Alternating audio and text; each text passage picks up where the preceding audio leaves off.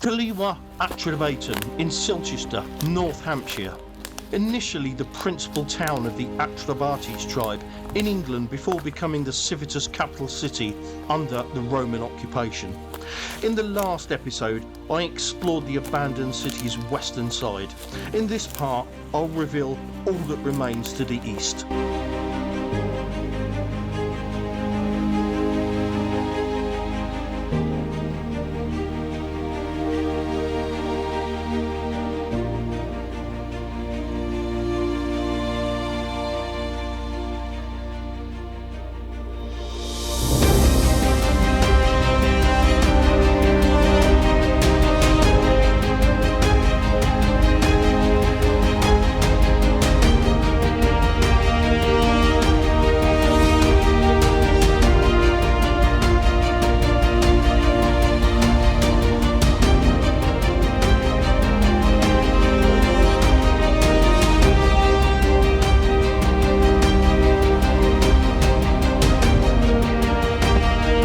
So leaving the north gate, we head back up onto the wall and then we start heading east now. This really is one of my favourite places to come. It's peaceful, it's nature, there's insects, there's birds, you can probably hear the birds. It's absolutely wonderful, and if even taking away the history, it's a lovely place. And you can just look at the sweep of the countryside around us, and there's no one here hardly. Just beautiful. So on the northeast wall now, and we've got an interesting feature or area coming up. We've got the usual eroded part of the wall here, which is common, and then when you get past this tree we have some beautifully intact parts of wall. And it also raises the question once more, is this genuine or is this a rebuild, reconstruction? So if you look right here, authentic erosion starting there, it looks beautifully intact. We've got a lovely straight edge. Look at that, perfect straight edge. It doesn't look like the rebuild over there on the southwest wall.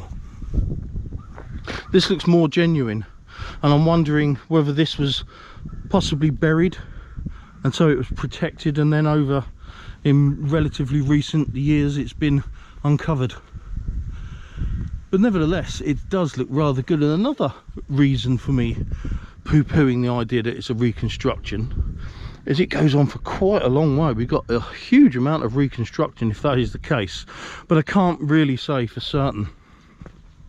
Another interesting aspect is this here. Now, is this a buttress to the wall supporting it? Was it a tower to obviously, you know, observe from? One interesting aspect as well is it's cornered with limestone. So we've got your usual flint, but we've got limestone corners. Is that for strengthening because of it would have gone high, or was it, like I said earlier, a buttress? I don't know. I'd love to know. Nevertheless, it looks mightily impressive, and I really hope it's not a reconstruction. I mean, if it is a reconstruction, that's good. It's good that it shows, you know, it gives our wall some authenticity as to that lovely straight edge, etc. But if it's not, then all well and good.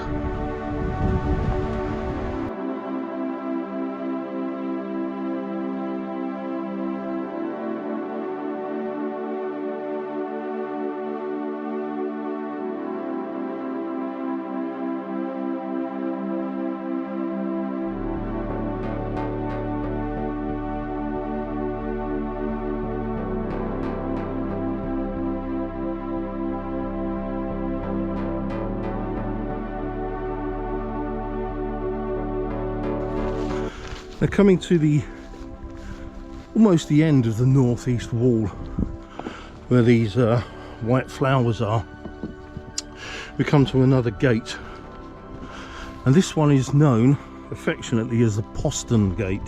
postern, meaning side or back entrance, and it's thought this one was originally built out of timber and then replaced with stone when the rest of CALLEVA was surrounded by the Great Wall that you see today in the late 3rd century. And you just get a bit of a glimpse there of the exterior of the northeast wall, which you don't get much opportunity to see. You can see it's very mossed up, probably because it doesn't get a lot of sun here. And there's not a lot to see. In fact, there's nothing to see of the actual gate, but it would have been approximately in this area, and this would have been no larger than a pedestrian gate, and it's basically the footpath that would have taken you to the amphitheater. So let's go across through this gate, across the road. Oh dear, stinging nettles.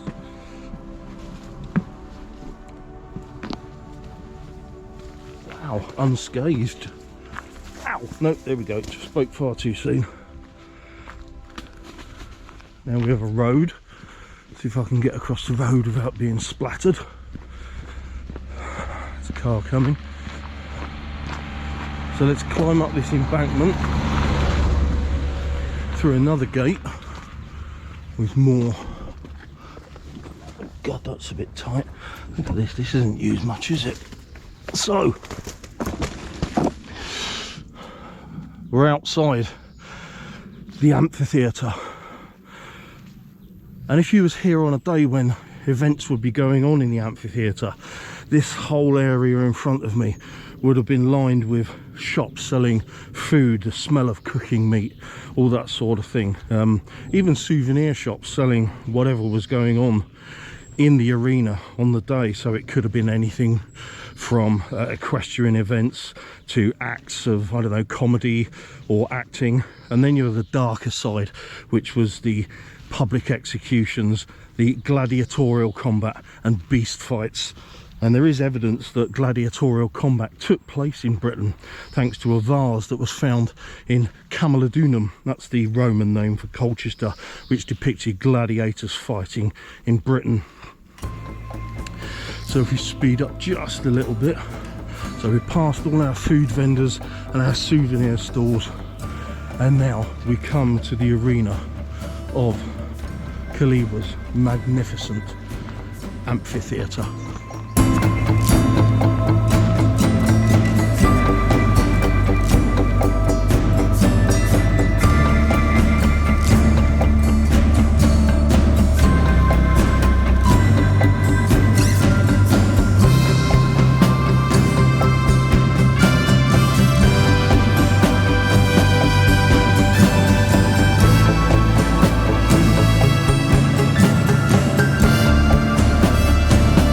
Constructed early in CALLEVA's occupation during the reign of Emperor Nero in 55 AD, it was originally of a circular design, boasting a diameter of approximately 43 metres, with the arena wall riveted with wood. Spoil from the arena was used to construct the surrounding banks which accommodated the seating area. Rebuilt in the mid-2nd century, the arena was altered to the more traditional elliptical design, but again riveted with wood. It wasn't until the 3rd century that the stone wall was built, probably at the same time as the city's defensive wall, but possibly earlier.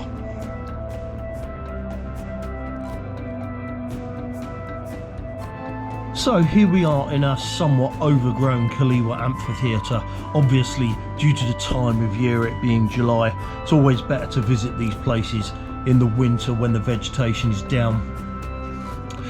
And over there is the north entrance, while on the other side is the south entrance. And here you can see the stone wall, and there's a theory that it was built before the city had obtained its stone wall. Now, I've heard that it was built between 208 and 211 when the Emperor Septimus Severus visited Britannia. That puts its construction a good 60 years before the rest of the city walls. Now, looking at the stone, we've got the classic flint and lime mortar. And we've also got down here, look, we've got like a inverted V made out of tile. I've noticed we've got lots of them. So there's another one there. The wall seems to have come away a bit there, but there's a remains of one there, and then there's a definite one there. They're all round, and these are supposedly drainage channels, because obviously we don't want this to all get waterlogged. Over here on the eastern side we have a recess. It's thought that these had one of two possible uses. One literally as a place of safety for potential gladiatorial combat, or it could be the place of a shrine dedicated to Minerva or Fortuna or some such Roman god. It's not actual been determined for sure. And we got another one just over there on the west side. Either way, it exists up to what, a good 2 meters plus there, and then out onto the arena, where events such as equestrian shows depicting horsemanship, acting troupes recreating important events, or even comedies.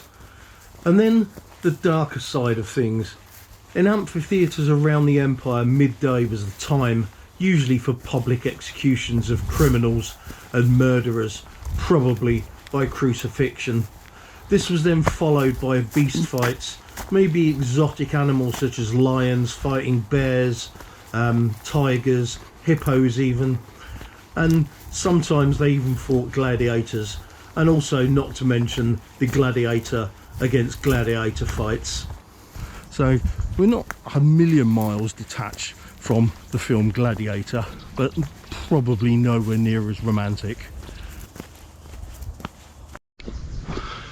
So I'm climbing up on the earthen bank now, and it states that when this was built in its original form as the earthen rampart, it was wooden clad. Now does that mean on the outside perimeter, or where we've got the stone wall today on the inside? Possibly both. But climbing up on this earthen bank gives a good demonstration of just how high this is. I mean, looking down there, that's quite steep. And then if we look down into the bowl of the amphitheatre, I reckon up here I'm a good 30 foot up, possibly more. But what I wanted to demonstrate, when this earth was banked up, so it was, like I said earlier, it was dug out of the bowl down there, piled up here to form the banks, and on these banks were the terraces where the spectators would have sat, obviously on a wooden stadium construction. And as I said, up to 7,000 people. I think that estimate of 7,000 is probably after its 3rd century rebuild, but even so, the thought of sitting here some 1700 years ago watching two people beat the hell out of each other, or equestrian displays, or exotic animals, tigers, or you know, that sort of thing, running around this arena for people's amusement, a mixture of pleasure and disgust probably. We're moving up here just a little bit, and I'm right on top of the bank now, and I'm up here because if you look down there, it may be hard to see on the camera, but while we've got the earthen bank that was piled up here in the 1st century AD, it cut into the original Iron Age ditch which curves towards us down there.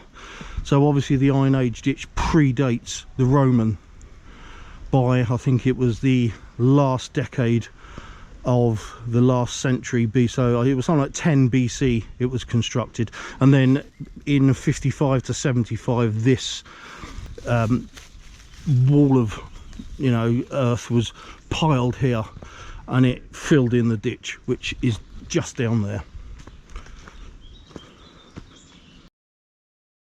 Okay, let's take our first look at a map, and first I'll do a recap of the features visible. Now the green line depicts the Iron Age ramparts and ditches.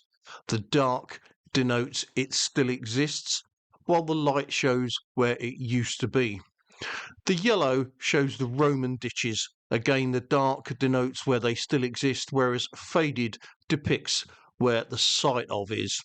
The ochre line shows the extent of the late 3rd century stone wall around the city, and the red squares indicate the gates' locations. So to gain an idea of where I am in this episode, now I began the explore here, heading east away from the north gate. The postern or side gate, which allowed pedestrians to access the amphitheatre, can be found here. And then if I add the path I took to the arena, you can clearly see the shape of the amphitheatre here. So back in from the amphitheatre, which is over there, we walk the last traces of the northeast wall. And just on the other side of this tree, it will turn onto the east wall. And as you can see, there's very little, if anything at all, to see of the wall at the moment. Once again, I don't know whether that's anything to do with the time of year, with all the increased vegetation. So we're now on the east wall, and very soon after arriving onto the east wall, we're going to come to the site of the east gate. Now let's just get through this wooden gate here. It looks a bit dilapidated, this one. Oh, let's squeeze through. Okay, so in front of us here is the very unassuming site of the east gate. Absolutely nothing at all to see. There is parts of it in there. The wall is here. This is the east wall. I'm assuming part of the east gate is in here. And remember, like the west gate, this was an important one because this one went to the Roman capital of Londinium. So we would have had a double arch here. And it's such a shame nothing exists. And then the east wall would have continued into there, which is a private house now. Now this road, affectionately known as the Devil's Highway, brilliant name, isn't it, would have gone towards, as I said, Londinium via the Roman town of Pontes, or Pontus, which in modern day is Staines, which is something I learnt quite recently. And then obviously onto the capital, Londinium.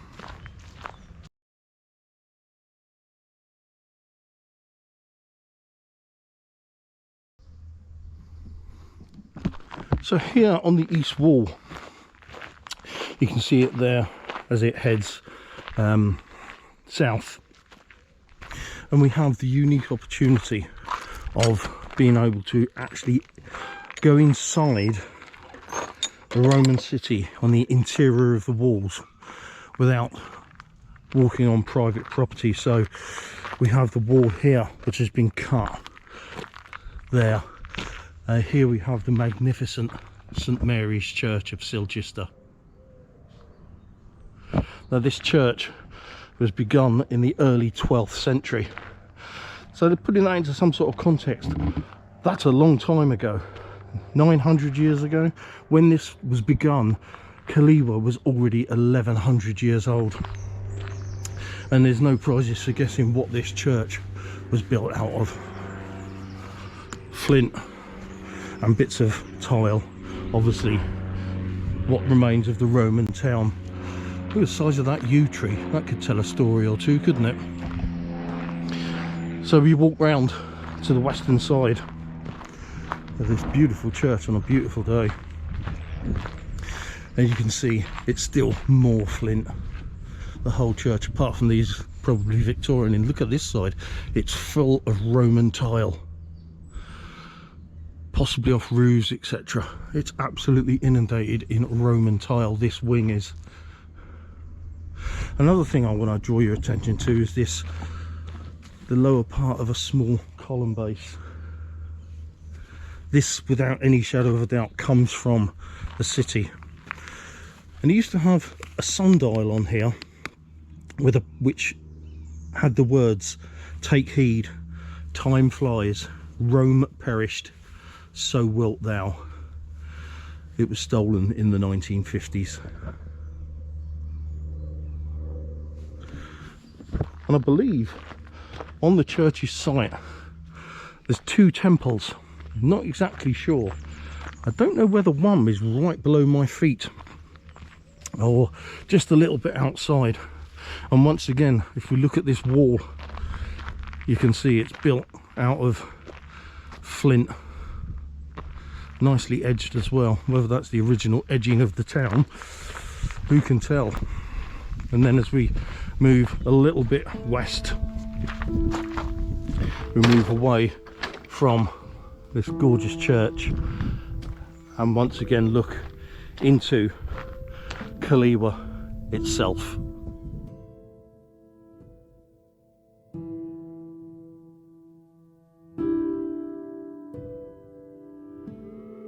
Bjort, whereon Bergracia, Burn Cell, Monish Castle buildings, many the bathing halls, high the abundance of gables, great the noise of the multitude, many a mead hall full of festivity, until fate the mighty changed that. Far and wide the slain perished, days of pestilence came, death took all the brave men away. Their places of war became deserted places, the city decayed, the rebuilders perished, the armies to earth, and so these buildings grow desolate, and this red curved roof parts from its tiles of the ceiling vault. The ruin has fallen to the ground, broken into mounds, where at one time many a warrior, joyous and ornamented with gold bright splendour, proud and flushed with wine shone in war trappings, looked at treasure, at silver, at precious stones, at wealth, at prosperity, at jewellery, at this bright castle of a broad kingdom.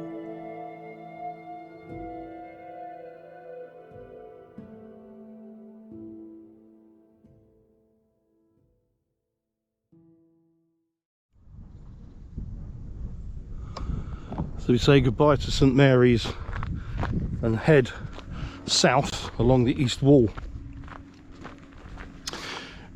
You can walk on the outside, but it's quite vegetated up.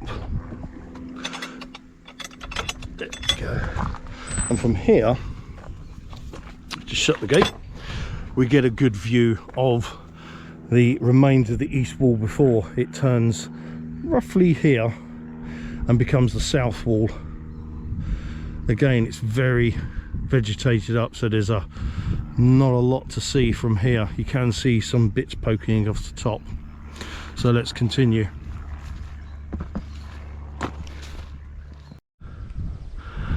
Among the many theories put forward as to why CALLEVA was abandoned after the Romans left, one of them is that there wasn't a regular supply of fresh water, with some even saying that the wells that were available were actually blocked up. Now in front of me here is another gate, but not a gate as we've already looked at. This one was known as the water gate. Now for obvious reasons, it was a gate which was an exit from the city for water. Now if I poke my camera through the nettles without being stung, and you can see there quite clearly running water. Now I'd love to get in there to have a look to see if it's culverted or stone lined. And this obviously is coming out of the city. We've got our wall would have come across here. There's no evidence of a gate at all, but it's culverted beneath my feet, so it would have come out here and it feeds into what's known as Silchester Brook on the other side of the road there. But this isn't the first. We saw another stream on the southwest wall up there, close to the beginning of this exploration, and that's the second stream we've got coming out of here. And I'm sure there were a few others, which rather poo-poos the idea that there wasn't a decent supply of fresh water. Now this stream is quite interesting. You can see its root in the grass there with the additional vegetation growing around it. but it's coming directly. So where those trees are there, that is the position of where the bathhouse was. So this water would have fed the bathhouse and then come out of the city via this water gate here.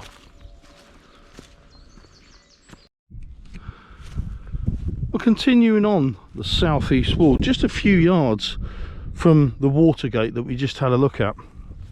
We come to another gate, again not a major gate, and probably only wide enough for pedestrians.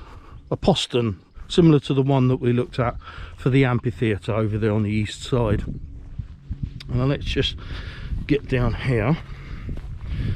Oh, so I'm in the area of the Roman ditch now, and we have our walls spreading either side of us. But what we got here, you can see clearly the edges of this gate and here, so it's only wide enough for pedestrians. But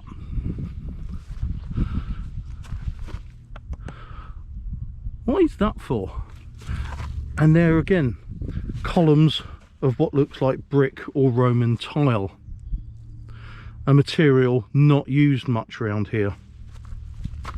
Well, during excavations in the late 20th century, I believe it was the 1970s, this was excavated here, and it was found that there were columns of this stuff going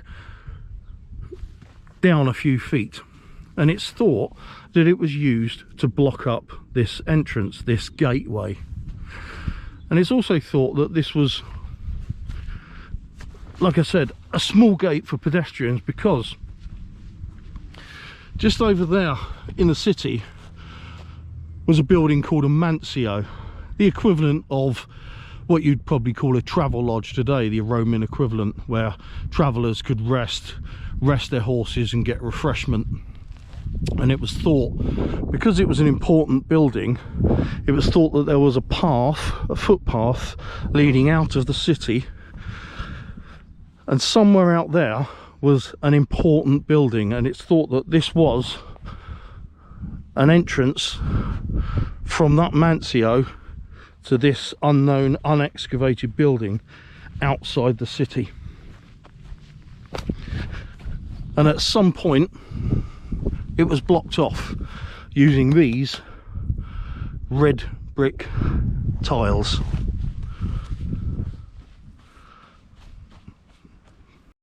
So a return to the map shows the location of the earlier visited Eastgate with the direction of the road to Londinium. We then had a look at the Watergate, which is here along with its exiting stream, while the postern gate, which was thought to lead from the mancio to outside of the city, can be found here.